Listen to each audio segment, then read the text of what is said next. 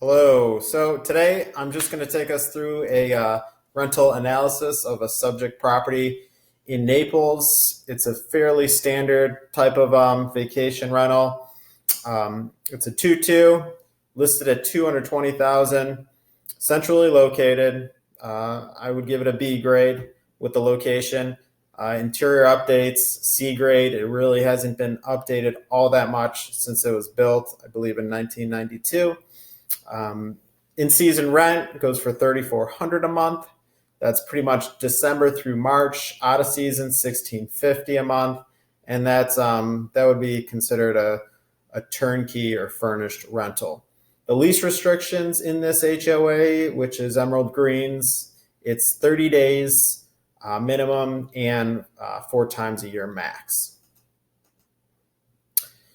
So if you're just looking across the numbers briefly to get a decent idea on the return of this type of rental and what you could possibly do in season, out of season, and using it yourself for, let's just say, 30 days, um, you can put together a fairly simple Excel sheet, and I have that Excel sheet for you to download in the email too, if you'd like.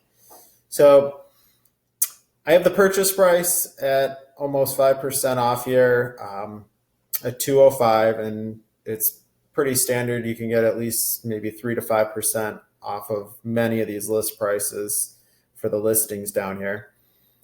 And your three main expenses will be property taxes, insurance, and HOA fees. HOA fees can vary dramatically. These at Emerald Greens are pretty low, under 400, and you're getting a decent amount for that expense.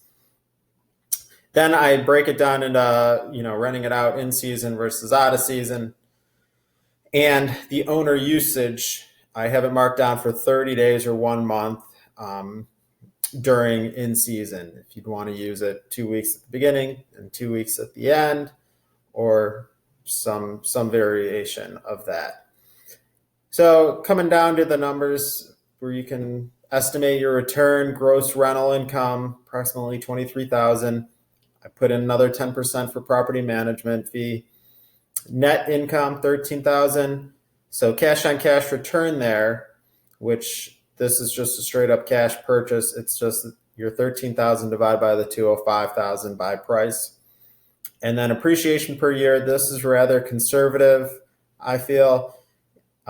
Because Naples has averaged about 6.5% appreciation per year over the past 10 years. And total appreciation or total return, 9 to 13%. That's not bad when you factor in that you're also able to use the property for about 30 days a year.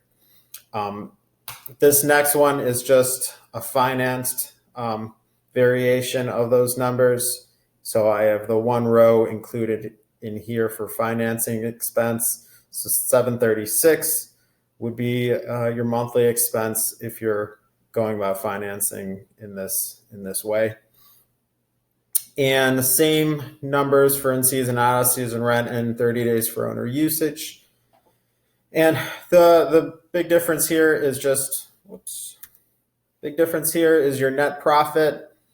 Yes, it's lower, 4,629, but your cash on cash return jumps up because of that leverage factor in real estate, and you're making money off of that arbitrage between the cost of borrowing and the profit of being able to rent it out.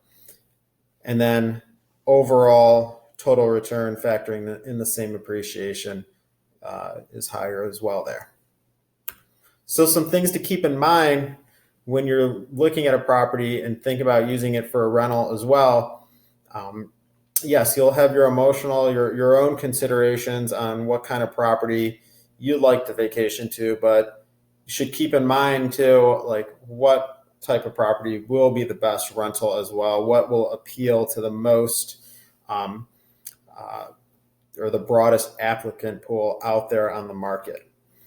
So the biggest things are know your HOA's lease restrictions. That'll be the number of leases per year, minimum lease term. It's usually about a month, most condos, but it can be less or more. Your pet restrictions, since I think about 50% of renters typically come with a furry friend these days. So I like to have no pet restrictions, but also you have a lot of snowbirds coming down. So Naples is somewhat different in that aspect. A lot of them aren't bringing pets. Also have your tenants' wants and minds. What are tenants, looking for? What will help also increase that rent? If you have more of these um, amenities or attractive features, then you can charge a higher rent as well and showcase the property in that manner. Also, when you buy, have the exit strategy in mind. Are you buying a property that will be difficult when you resell?